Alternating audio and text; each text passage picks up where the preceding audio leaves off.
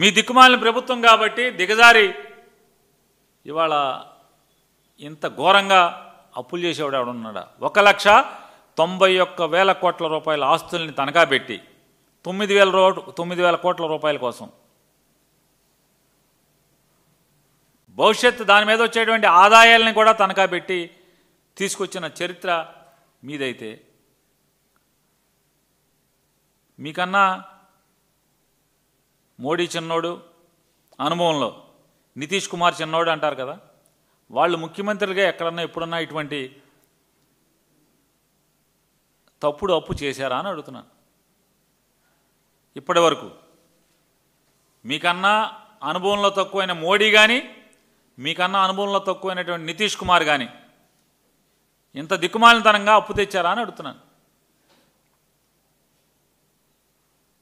అంటే సరాసరి ఇంత ఘోరమైన అప్పుని గనుడు ఎవరున్నట్టు చంద్రబాబు నాయుడు.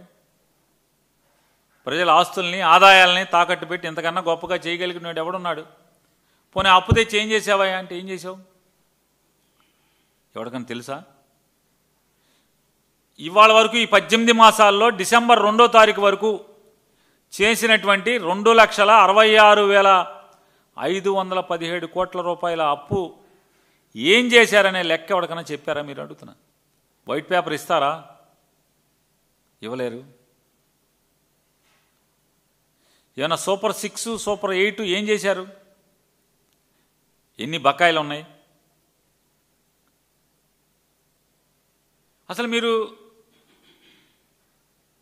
ముగ్గురు కలిసి, చంద్రబాబు నాయుడు గారు, మీరు, మీ ఉప ముఖ్యమంత్రి, మీ అబ్బాయి, మీరు ముగ్గురు కలిసి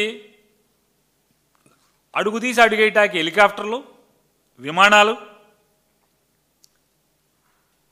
ఈ హెలికాప్టర్లో విమానాలు వేసుకు తిరిగి చెమటోడ్చి కష్టపడి 18 మాసాల్లో 2,66,517 కోట్లు అప్పు చేశారా?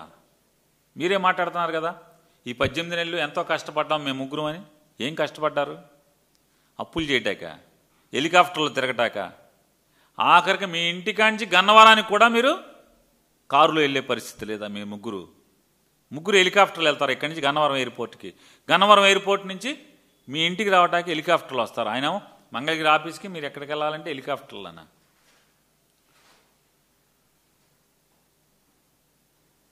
అసలు మీ కష్టం ఏమనాలి?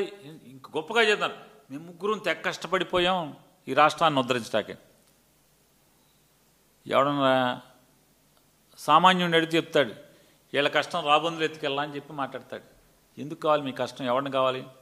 ప్రజల్ని పీల్చుకు తింటాకి, పీల్చి పిప్పి చేయటానికి, ప్రజల రక్తాన్ని మీరు జుర్రుకుంటాకి తప్పితే దేనికంటున్నా మీరు పనిచేస్తున్నది ఏం చేశారు ఇప్పటి వరకు? ఆంధ్రప్రదేశ్ రాష్ట్ర విభజన తర్వాత ఏంటంట, ఆ 5 ఏళ్ళు 13.5% ఈయన జీడిపి అంట. జగన్మోహన్ రెడ్డి గారిదేమో 10.32% జీడిపి అంట. అంటే ఇతనికి ఏ లెక్కలు, కాంపౌండెడ్ యాన్యువల్ గ్రోత్ రేటా, కాంపౌండెడ్ యాన్యువల్ గ్రోత్ సిఏజిఆర్ ఏదో లెక్క అని చెప్తున్నాడు చంద్రబాబు నాయుడు గారు. ఆ సిఏజిఆర్ లెక్కల ప్రకారం అంట ఆయనదేమో 13 చిల్లరంట, ఈయనదేమో 10 చిల్లరంట. నాకులాగా జగన్మోహన్ రెడ్డి గారు కూడా కష్టపడితే కనుక బోళ్ళంత డబ్బులు వచ్చాయి అని చెప్పి మాట్లాడుతున్నాడు. అంటే నీకు ఎలా వెసులుబాటు అయితే అలా ఫిగర్లు తీసేసుకుంటావు చంద్రబాబు నాయుడు గారు.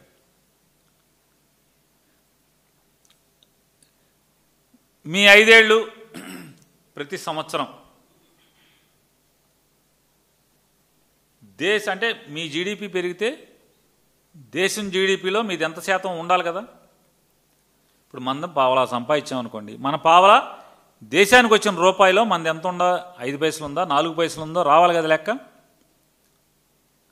ఆ లెక్కలు తీద్దామా? అవి వాస్తవాలు కదా వాళ్ళు వచ్చేప్పటికి. ఏదైనా యాక్చువల్ జీడిపి వచ్చేప్పటికి 3 ఏళ్ళు 4 ఏళ్ళు పడుతుంది, కనీసం 2 ఏళ్ళు పడుతుంది. ఈ సెకండ్ లెవెల్ కరెక్షన్ వచ్చేప్పటికి ఆ లెక్కలు తీద్దామా? 40 ఏళ్ళు 50 ఏళ్ళు అనుభవం అని చెప్పేటువంటి నీ ఆదాయాలు, నీ పరిపాలన ఒక్కరోజు కూడా ముఖ్యమంత్రిగా అనుభవం లేనటువంటి యువకుడైన జగన్మోహన్ రెడ్డి గారు తన 5 ఏళ్లలో ఈ రాష్ట్రానికి ఆదాయ వనరులు ఏ రకంగా ఉన్నాయి, లేదా క్యాపిటల్ ఇన్వెస్ట్మెంట్ ఎవరిది ఎంత ఉంది, మీది ఎక్కువ ఉందా, జగన్మోహన్ రెడ్డి గారి ఇన్వెస్ట్మెంట్ క్యాపిటల్ ఇన్వెస్ట్మెంట్ ఎక్కువగా ఉందా? రండి, రేపు మాపం మా బొగ్గన రాజేంద్రనాథ్ రెడ్డి వస్తాడు, కూర్చోండి. మీరు వస్తారో ఎవరు వస్తారో రండి, మీరు రండి. చంద్రబాబు నాయుడు గారు వచ్చి కూర్చోండి, మా వాడు వచ్చి కూర్చుంటాడు, మా బొగ్గన వచ్చి కూర్చుంటాడు, లెక్కలు డొక్కలతో సహా మొత్తం మాట్లాడతాడు. ఇంత పచ్చి దగాగా నీకేది వెసులుబాటు ఉంటే, చంద్రబాబు నాయుడు గారికి ఏది వెసులుబాటు ఉంటే అది ఆ కొలమానం మాత్రమే తీసుకుంటావా? 2 సంవత్సరాలు కోవిడ్ పీరియడ్ని కూడా అధిగమించి, అంటే ఎంత దేశం అతలాకుతలం అయిపోయిన పరిస్థితుల్లో కూడా అతను 3 సంవత్సరాలు తీసుకున్నా కూడా, లేదా 5 ఏళ్ళు తీసుకున్నా కూడా, ఎంత తీసుకున్నా కూడా మీకన్నా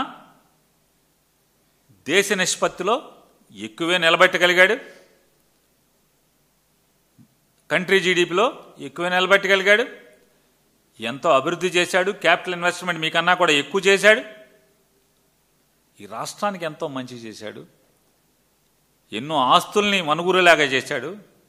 4 పోర్టులు, 10 ఫిషింగ్ హార్బర్లు, ఒక 17 మెడికల్ కాలేజీల్లో 7 కాలేజీలని పూర్తి చేసి మిగతాయి చేయటం, అంటే అభివృద్ధి పదాన పరిగెత్తించటం, గ్రామాన వేల కోట్ల రూపాయలతో సచివాలయాలు, లేదా ప్రభుత్వానికి, అంటే ఆ రోజేమో సచివాలయాలు ఎవరికి కావాలన్నా, మరి వాళ్ళ అయ్యే వాడుకుంటున్నారు కదా. మీరు సచివాలయాలను వాడుకుంటున్నారు, రైతు భరోసా కేంద్రాలను వాడుకుంటున్నారు, అదే హాస్పిటల్ హెల్త్ సబ్ సెంటర్లను కూడా మీరే వాడుకుంటున్నారు కదా. వాడుకుంది ఏముంది? జగన్మోహన్ రెడ్డి గారు సృష్టించినటువంటి సంపదలో ఏది మీరు వాడుకోవట్లేదని అడుగుతున్నాను. ఇంటర్నల్ రోడ్ల వేల కోట్ల రూపాయలతో నిర్మాణం చేసినటువంటి కానీ, లేదా విస్తృతంగా ఆదాయాన్ని వనగూర్చేటువంటి పోర్ట్లు, ఫిషింగ్ హార్బర్లు, సంపదను సృష్టించేటువంటి మీరు ఏది సృష్టించారు? ఇవాళ జగన్మోహన్ రెడ్డి గారు నమ్మేది ఒకటే, చంద్రబాబు నాయుడు పోయి జగన్ వచ్చినా, జగన్ వెళ్ళి చంద్రబాబు వచ్చినా ఈ రాష్ట్రంలో ఉన్నటువంటి పేద ప్రజల బాగోగుల్లో పెద్దగా మార్పులు ఉండేటువంటి అవకాశాలు తక్కువగా ఉంటాయి. సామాన్యుడి కుటుంబంలో ఆ పిల్లలతో ఉన్నత చదువుల ద్వారా మాత్రమే ఆ కుటుంబం ఆర్థిక పురోభివృద్ధి సాధిస్తుంది అనేది నమ్మినవాడు నాడు రాజశేఖర రెడ్డి అయితే నేడు జగన్మోహన్ రెడ్డి గారు. దానికోసం ఎన్ని స్కూల్స్ని మార్చి చూపించాడు, స్కూల్స్లో నాణ్యతను మార్చి చూపించాడు. మీరేం చెప్తున్నారు? ఇంత చేస్తే స్కూల్స్ని అంటే ఆయన నాశనం చేస్తే మీరు బాగు చేస్తున్నారా? సిగ్గుండాలి కదా అంటున్నాను. పెద్ద వయసు 77 ఏళ్ళు 78 ఏళ్ళు వయసు వచ్చింది మీకు.